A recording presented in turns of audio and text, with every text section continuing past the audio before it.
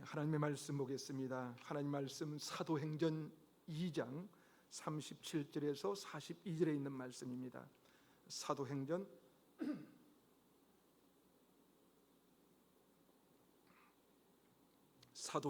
2장 37절에서 42절에 있는 말씀입니다. 사도행전 2장 37절에서 42절에 있는 말씀 찾으셨으면 저와 여러분이 한 절씩 교독하도록 하겠습니다.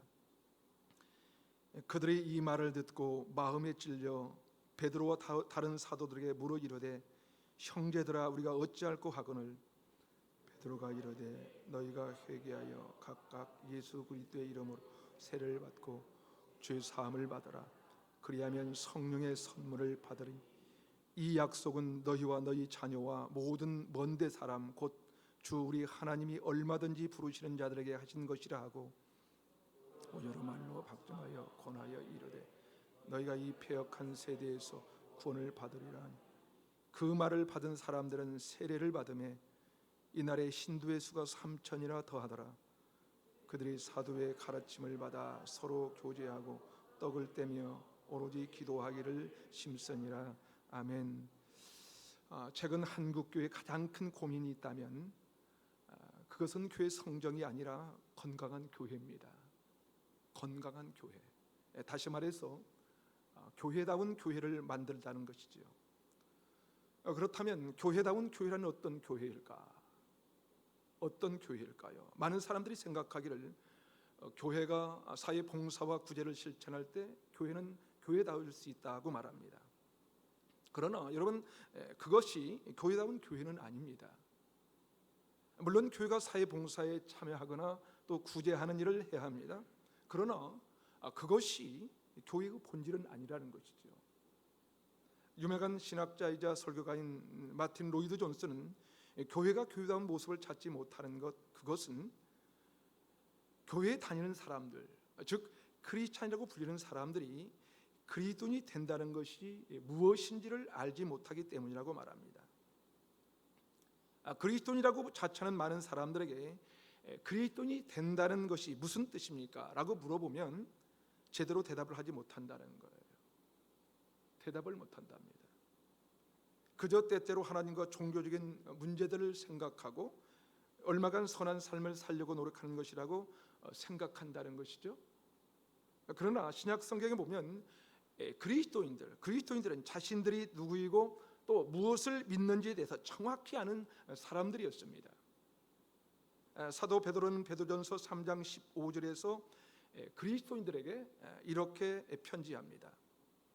너희 마음에 그리스도를 주로 삼아 거룩하게 하고 너희 속에 있는 소망에 관한 이유를 묻는 자에게는 대답할 것을 항상 준비하되 온유와 두려움으로 하고. 그렇습니다.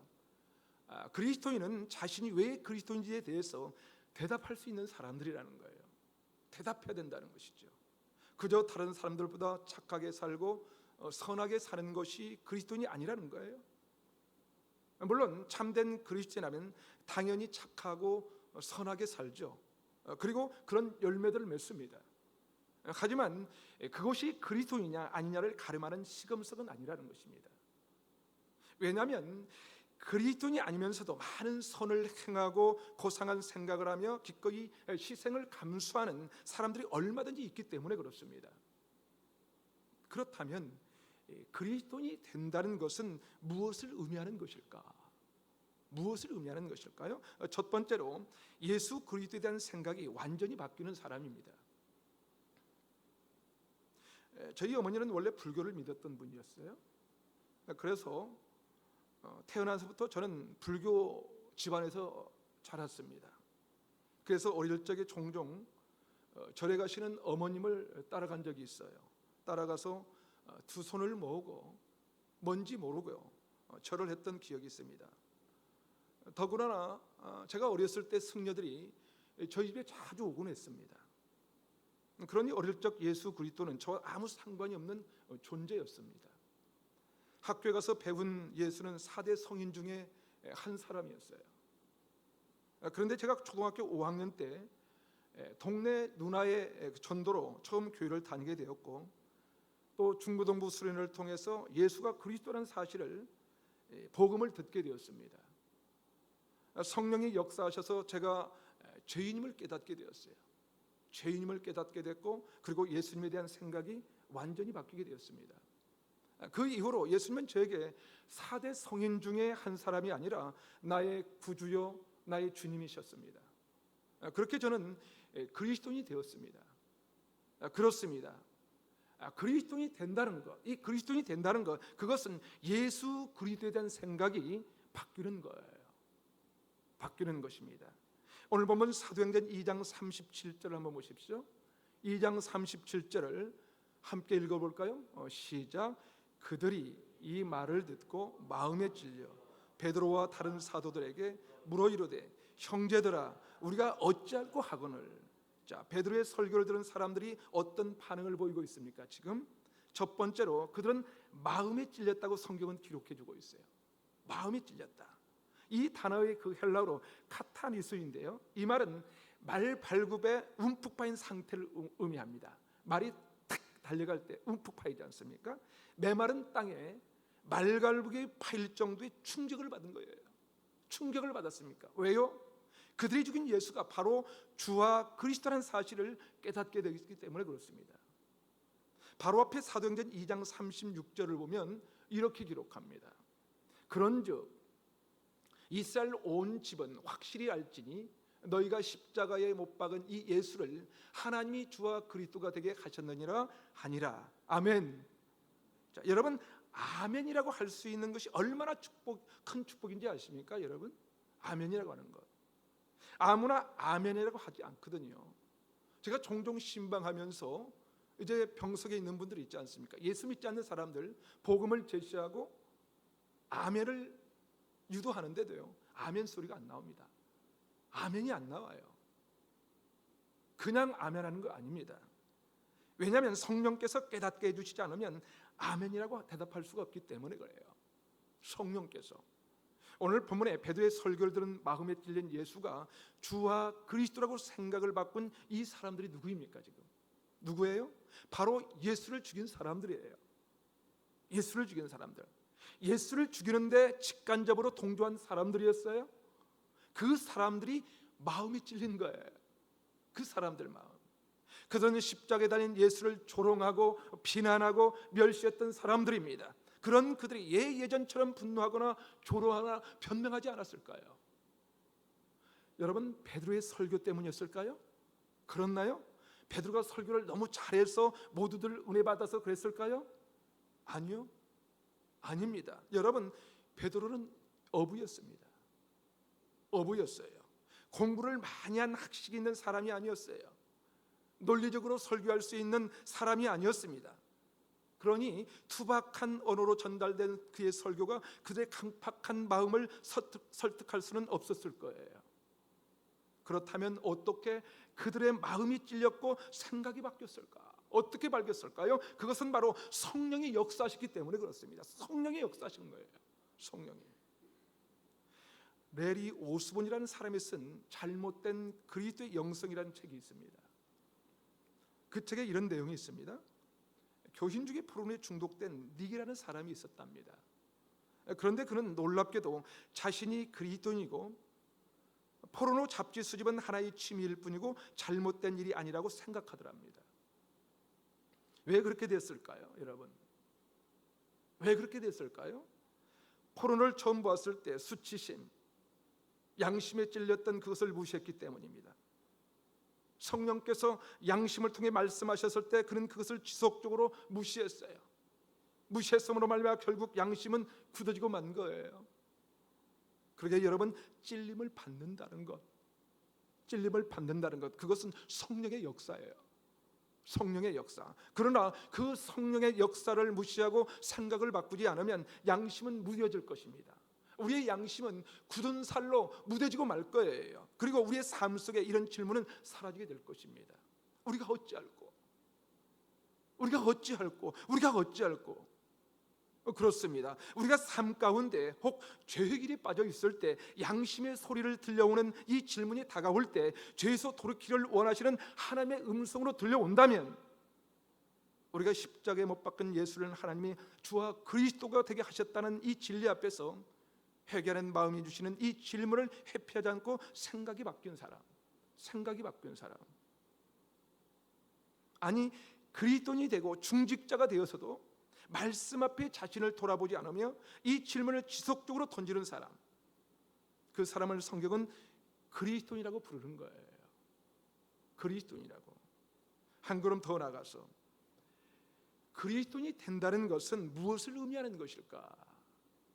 무엇을? 두 번째로 예수 그리스도와 연합된 삶을 산다는 것입니다.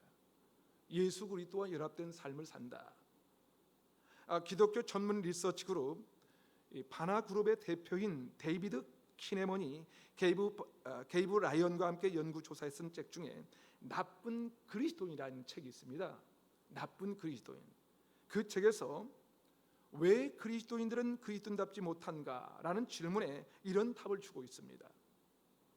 기독교는 진정으로 연민과 보살핌을 느끼지 못한 채 단순히 입으로만 구호를 반복하는 맹목적인 사람들로 넘쳐나게 되었다.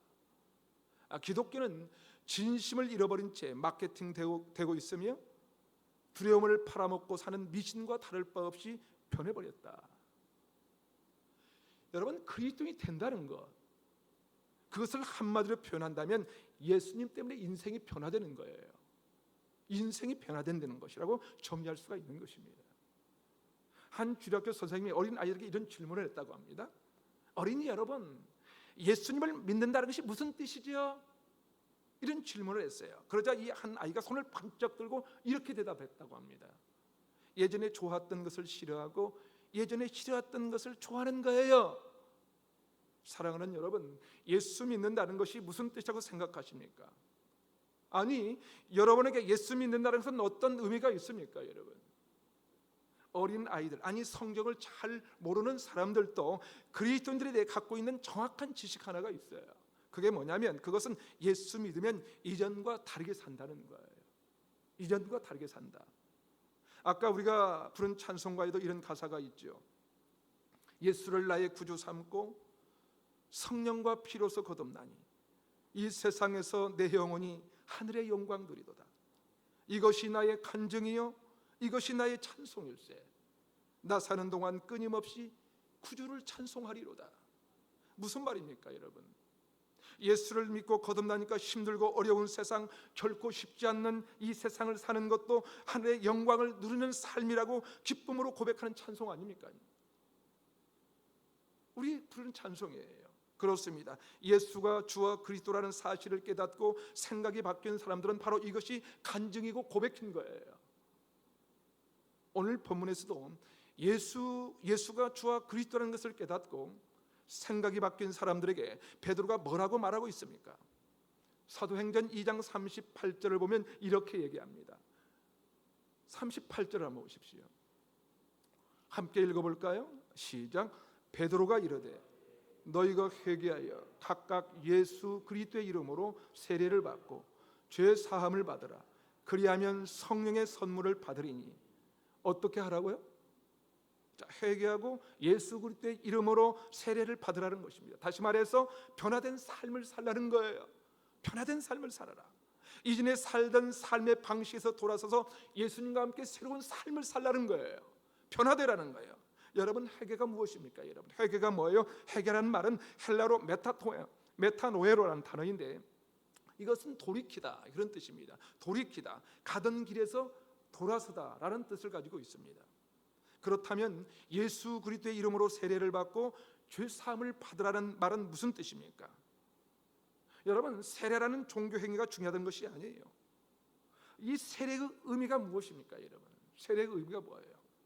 예수님의 죽으심과 합하여 우리의 옛사람, 나의 자아, 내가 주인되어 살던 옛사람은 죽고 이제 부활하신 주님과 합하여 새 사람으로 살겠다는 이 고백이 아닙니까? 이게 새 사람으로 살겠다는 고백이에요. 그런 신앙 고백이 없이 받은 세례는 아무런 의미가 없는 거예요. 아무런 의미가 없습니다. 그것은 종교 행위이지 믿음이 아니기 때문에 그렇습니다. 오늘 본문의 베드로가 마음에 찔려 우리가 어찌할 까요? 우리가 어찌할꼬 하여 고민하는 사람들에게 무엇을 말하고 있는 것입니까, 여러분? 그것은 회개하고 삶의 방식을 바꾸라는 거예요. 회개하고 변화된 삶, 다시 말해서 그리스도와 변화된 연합된 새로운 삶을 살라는 거예요. 새로운 삶을 살라. 그렇습니다. 여러분, 단순히 마음이 찔리는 것으로 그리스도인이 되는 것이 아니에요. 우리가 어찌할 거라는 생각만으로 그리스도인이 되는 것이 아니라는 거예요. 중요한 것은 여러분, 회개하고 세례를 받으라는 거예요. 회개하고, 그리고 회개에 합당한 열매, 다시 말해서 내 중심의 삶에서 예수 중심의 삶으로 삶의 방식을 바꾸라는 거예요. 삶의 방식을 바꾸라. 그렇게 할 때 성령 충만함을 얻게 될 것입니다. 그렇게 할 때 사람들이 아니, 성경이 우리를 가르쳐 저 사람이 바로 그리스도인이라고 말하게 될 것입니다. 그렇다면 여러분은 성령 충만을 입은 참된 그리스도인이십니까, 여러분? 마지막으로, 그리스도인이 된다는 것은 무엇을 의미하는 것일까요, 여러분? 무엇을? 그것은 예수 그리스도의 몸인 그리스도의 일원이 되는 거예요. 그리스도의 일원이 되는 것. 저는 말씀을 준비하다가 이 부분에서 많은 생각을 하게 되었어요. 특별히 요즘 코로나로 인하여 교회에 나오는 것 자체가 어려운 상황이 되지 않았습니까? 제가 들어보니까 어떤 회사는 회사 자체에서 교회 나가는 것을 막고 있다고 들었습니다. 왜냐하면 혹 누구 한 사람이라도 코로나에 감염이라도 되면 회사가 문을 닫아야 될지도 모른다는 생각에서 그런 것이죠. 또 이 기간이 길다 보니까 이제는 온라인 예배가 편하다고 하는 사람들이 많아진 것을 보게 됐습니다. 많이 들었어요. 온라인 예배가 좋다는 거예요. 그러니까 예배의 세태가 완전히 바뀌어가고 있는 거예요. 예배가 세태. 공동체 의식이 사라지고 가난한 성도가 더 늘어나고 있는 것입니다, 여러분. 저는 좀 위험하다는 생각이 들었어요. 바라기는 하나님께서 은혜를 속히 베풀어 주셨어. 속히 코로나가 종식이 되고 백신이 개발되기를 기도해야 합니다. 여러분, 성경은 우리에게 말씀하고 있죠. 모이기를 피하는 어떤 자들이 같이 되지 말라 하지 않았습니까? 히브리서 10장 25절에 보니까 모이기를 피하는 어떤 자들과 같이 되지 말라, 이렇게 말씀합니다. 예수가 주와 그리스도란 진리의 말씀을 듣고 찔려 회개하고 세례를 받은 사람들을 가리켜서 우리는 믿는 사람, 다시 말해서 그리스도인이라고 부릅니다. 그리스도인이라고. 다시 말해서 회개하고 세례를 받는 것은 이전의 삶에서 이제 새로운 삶으로 방향 전환을 한 거예요. 방향 전환을. 이전에 좋던 것이 이제는 값없이 되었어요. 재미가 없어요. 이전에 즐기던 것도 이제는 아무런 의미가 없어요. 삶의 모든 전장에서 하늘의 은혜와 평화를 누리며 사는 거예요. 그리고 초대교회는 어떤 일이 일어났습니까? 사도행전 2장 41절을 보세요. 사도행전 2장 41절을 다 같이 한번 읽어볼까요? 시작. 그 말을 받은 사람들은 세례를 받으며 그날에 신도의 수가 3,000이나 더하더라. 아멘. 자, 신도의 수가 몇 명이 되었다고요? 3,000이나 되었다. 3,000이나. 참 놀라운 일이 아닙니까? 예수 그리스도를 죽이는데 동조하고 죽였던 사람들이 예수를 주와 그리스도로 믿고 세례를 받은 거예요. 세례를. 그런데 더 놀라운 것은 사도행전 4장 4절입니다. 사도행전 4장 4절 한번 보여주시겠어요? 제가 한번 읽겠습니다. 말씀을 들은 사람 중에 믿는 자가 많으니 남자의 수가 약 5,000이나 되었더라. 자, 그러면 지금 예루살렘에 믿는 사람들이 얼마나 된 것입니까, 여러분? 얼마나? 남자들만 8,000명이에요. 8,000명. 사도행전 4장 4절에서 알 수 있듯이 당시 여자들이 사람 취급을 받지 못했던 때이기 때문에 남자의 수만 세었거든요. 남자의 수만 세었어요. 여자와 아이들을 포함하면 한 집에 아이 둘이라고 생각하고 대충 잡아도 약 4만 명이 그리스도인이라는 거예요. 4만 명이. 여러분 별로 안 놀라시는데요. 이것은 당시 예루살렘의 인구를 생각하면 여러분 엄청난 거예요. 엄청납니다. 당시 예루살렘의 인구에 대해서는 여러 견해가 있습니다. 여러 견해가 있지만 학계에서 인정하는 인구는 약 8만 명이랍니다. 약 8만 명. 놀랍지 않으세요, 여러분? 8만 명. 예루살렘 인구가 8만 명인데 4만 명이 예수를 주와 그리스도로 믿었다니까요, 여러분. 믿었어요. 다시 말해서 예루살렘 인구의 절반이 예수가 주와 그리스도인 것을 믿고 그리스도인이 됐다는 거예요. 그리스도인이. 우리 루야교회에 바로 이런 은혜가 임하기를 간절히 소망합니다. 상상만 해도 즐거워요. 상상만 해도 즐거운데 여러분 한번 생각해 보세요. 베드로의 설교를 듣고 성령의 감동을 받은 사람들이 어떻게 되었다고요? 어떻게 되었어요? 그 말을 받은 사람들은 세례를 받음에 이날의 신도의 수가 3,000이나 더하더라. 3,000이더라. 말씀을 들은 사람 중에 믿는 자가 많으니 남자의 수가 약 5,000이나 되었더라. 저는 상상을 해봅니다. 루야교에서 말씀을 받고 성령 충만한 사람들이 세례를 받음에 이날의 신도의 수가 3,000이 더하더라. 아멘. 이럴 때는 아멘 좀 크게 해주세요. 아멘 좀. 루야교에서 말씀을 들은 사람 중에 믿는 자들이 많으니 남자의 수만 5,000이나 되었더라. 아멘이십니까? 아멘이에요. 아멘. 네, 주의 은혜로 그런 역사가 우리 루야교에 임하기를 간절히 축원을 드립니다. 그런데요, 이것에 대해서 그 이재철 목사님, 제가 참 좋아하는 목사님인데요, 그의 책 사도행전 속으로 해서 이런 질문을 던집니다. 단 며칠 사이에 주님을 영접한 그 거대한 군중은 어디로 갔습니까? 다시 말해서 그렇게 수많은 사람들이 세례를 받고 그리스도인이 되었는데 이로부터 약 30년 후 바울이 세 차례에 걸친 선교 여행을 끝내고 예루살렘으로 돌아갔을 때는 그 많던 그리스도인이 다 어디 가고 그를 영접한 그리스도인들은 극소수에 지나지 않았습니다. 오히려 예루살렘에 살고 있는 대다수의 유대인들은 바울을 죽이려고 하였습니다. 여러분, 그 이유를 어떻게 설명할 수 있을까요? 여러분, 어떻게 설명할까요? 인구의 절반이 예수를 주와 그리스도로 영접하고 그리스도인이 되었는데 그들은 모두 어디로 간 것일까요? 어디로 갔습니까? 그것은 그들은 진정한 회심이 없이 군중 심리에 의해서 감정에 휩싸여서 형식적으로 세례를 받은 거예요. 그것에 대하여 마틴 로이드 존슨은 이렇게 말합니다. 악한 세대의 주된 특징이 무엇입니까? 이 세상은 생각하지 않으며 생각할 수 없으며 군중 심리에 휩싸인다는 것입니다. 그렇습니다. 당시 이스라엘 사람들은 군중 심리에 휩싸였다는 거예요. 군중 심리에 휩싸여 생각하지 않고 감정적으로 휩싸여서 세례받은 사람들이 많았던 것입니다. 그러게 순간적인 감정에 휩싸여서 세례받은 사람들을 우리는 그리스도인이 되었다고 말할 수 없을 거예요. 그런 사람들은. 중요한 것은 그리스도인의 변화인 거예요. 그리스도인의 변화. 참된 그리스도인이 되었다는 사인이 있어야 된다는 거예요. 사인이 필요합니다. 그렇다면 그리스도인이 되었다는 사인이 무엇일까? 사인이 무엇일까요? 사도행전 2장 42절을 보면 이렇게 말씀합니다. 사도행전 2장 41절을 우리 한번 읽어볼까요? 함께 읽겠습니다. 시작. 그들이 사도의 가르침을 받아 서로 교제하고 떡을 떼며 오로지 기도하기를 힘쓰니라. 다시 한번 읽겠습니다. 시작. 그들이 사도의 가르침을 받아 서로 교제하고 떡을 떼며 오로지 기도하기를 힘쓰니라. 무슨 말입니까? 참된 그리스도인은 영적 지도자의 가르침을 따라서 그리스도의 몸인 교회의 일원이 되는 것입니다. 그리고 서로 교제하고 떡을 떼며 기도하는 지체가 된다는 거예요. 지체가 된다. 아무리 교회가 문제가 있다 하더라도 그 몸을 세우기 위해서 함께 모이는 사람이 아닌 나 홀로 교인으로 사는 사람은 그야말로 교인일 수는 없어도 참된 그리스도는 아니라는 거예요. 참된 그리스도는 아니다. 그러게 교제하며 떡을 떼는 공동체인 교회가 중요하다는 것입니다.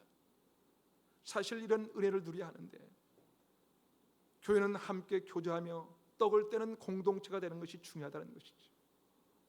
저는 우리 루야교회가 정말 예수 그리스도를 주와 그리스도로 믿는 무리들이 모여서 함께 교제하며 떡을 떼는 그런 참된 그리스도인 공동체가 되기를 간절히 소망합니다.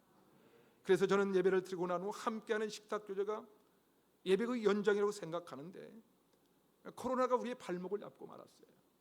코로나가 정부의 지침에 따라서 부득불 식사 나눔을 당분간 잠정 중단하기로 했거든요. 대신 예배 마치고 돌아가실 때 오늘은 맛있는 떡을 드리도록 하겠습니다. 맛있는 떡을 준비했습니다. 떡을 떼며 함께 모여 교제할 수는 없지만 우리가 코로나가 주춤할 때까지는 떡을 나누는 것으로 대신하겠습니다. 떡을 나누는 것으로. 그리고 우리가 해야 할 것은 함께 모여 기도하는 거예요. 기도하는 것. 이럴 때일수록 기도는 더욱더 열심히 해야 하지 않겠습니까? 하나님의 은혜를 구해야 된다는 거예요. 하나님의 은혜를. 은혜가 아니면 해결이 안 되는 일이 너무나도 많기 때문에 그래요. 그래서 부탁드립니다. 여러분, 우리 교회는 자동 거리두기가 되지 않습니까? 그렇죠? 자동적으로 거리가 두어요. 그리고 저희 사역자들이 정말 열심히 방역하고 깨끗이 청소하고 있습니다. 어제도 우리 장로님을 비롯해서 우리 교역자들, 우리 권사님 같이 열심히 닦았어요. 열심히 닦고 소독 다 했습니다. 걱정하지 않으셔도 됩니다. 환기 다 시키고요. 일주일 내내 시키고 있습니다. 일주일 내내. 그러니까 시간이 가능하신 분들은 여러분 화요중보나 또 금요중보 기도에도 나오셔서 함께 기도하며 기도의 역사를 경험했으면 좋겠습니다. 우리가 함께하는 기도의 자리에서 우리가 뜨겁게 기도하고 또 확실하게 응답받는 전장되기를 주님의 이름으로 축복합니다. 사랑하는 여러분, 그리스도인이 된다는 것, 이 그리스도인이 된다는 것은 예수님이 나의 주요, 나의 구원자가 되신 것을 믿는 사람이에요. 나아가 예수 그리스도와 연합된 삶을 살아갑니다. 다시 말해서 우리가 성령의 능력으로 성령의 열매를 풍성히 맺는 것이에요. 변화된 삶, 세상의 가치관이 아니라 말씀의 능력을 경험하는 삶입니다. 그리고 예수 그리스도의 몸된 교회 공동체의 일원이 되는 거예요. 가난한 성도가 아니에요. 가난한 성도가 아니라 교회 공동체 안에서 함께 교제하며 떡을 떼며 나누며 서로를 위하여 함께 기도하는 것입니다. 저와 여러분이 그 은혜를 누리는 참된 그리스도인이 되기를 바랍니다. 그리고 우리 류야교회가 그렇게 참된 그리스도인의 삶을 누리는 예배 공동체요, 지역 사회에 선한 영향을 끼치는 교회 공동체로 일어나기를 주님의 이름으로 축원을 드립니다. 우리 함께 기도하겠습니다.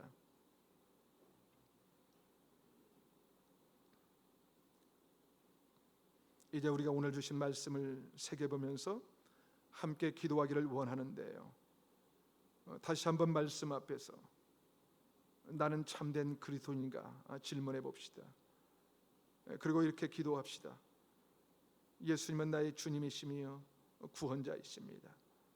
믿음으로 선포하며 기도하기를 원합니다. 무엇보다도 예수 그리스도의 연합된 삶을 누리게 하옵소서. 교회 공동체 안에서 슬픔도 아픔도 기쁨도 즐거움도 함께하며 함께 지어지고 함께 세워져가는 그리스도의 지체된 사명을 잘 감당하는 류야교회 공동체 되게 하옵소서. 우리 오늘 주신 말씀 생각하면서 우리 잠시 한번 기도하시겠습니다. 함께 기도하겠습니다.